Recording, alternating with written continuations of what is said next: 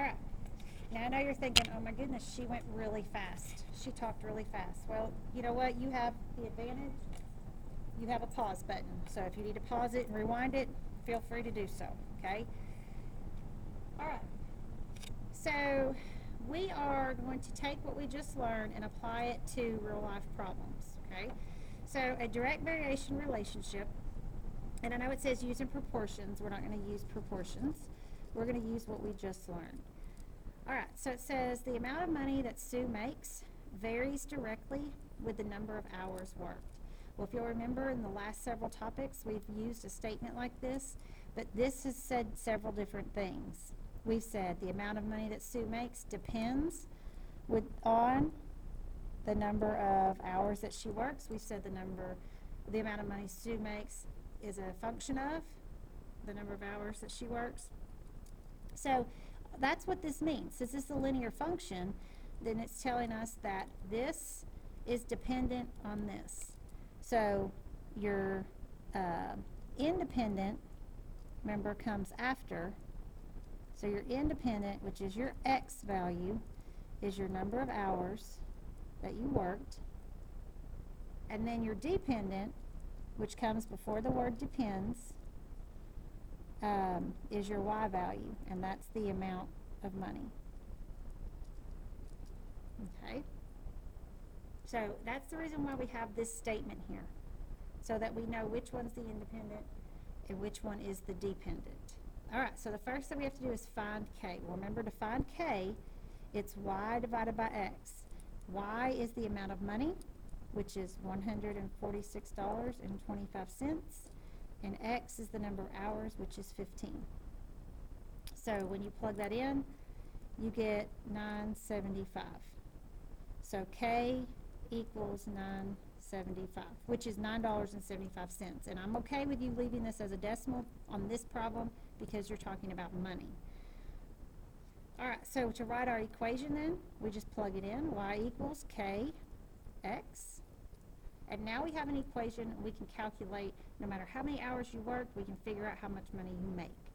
And so we want to know how much does she make if she works 20 hours. So 20 hours is the x value, so it's going to go right here. So we can say y equals 9.75 times 20, and that equals, I think it's 195.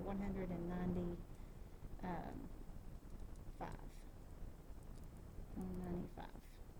So $195. Okay. All right, let's look at another example. Joshua works at a fashion design company.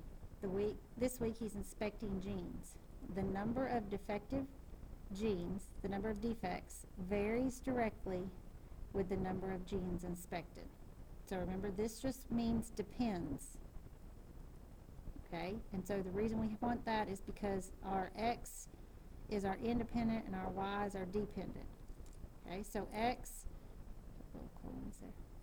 is the number of jeans inspected, and y is the number of defects. Okay.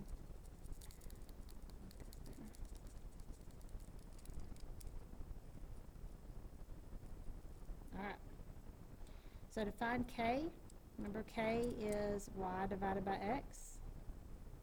And so y is the defects. I've got 3 defects, and I inspected 84 jeans.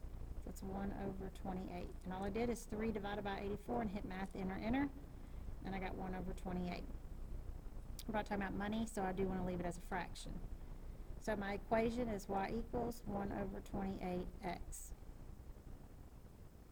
All right, and then to find the missing variable, we want to know how many defective jeans we have if we inspect 196.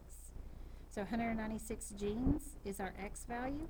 So we're going to plug that in, 1 over 28 times 196, and that gives us 7 jeans.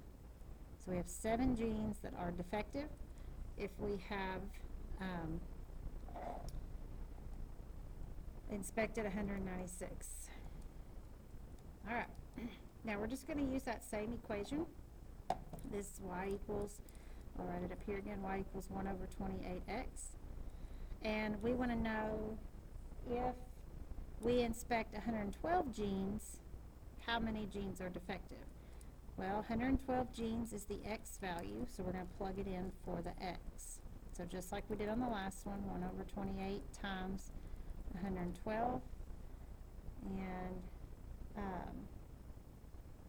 we're just going to plug that in. We get 4. So this equals 4 defective genes. Okay.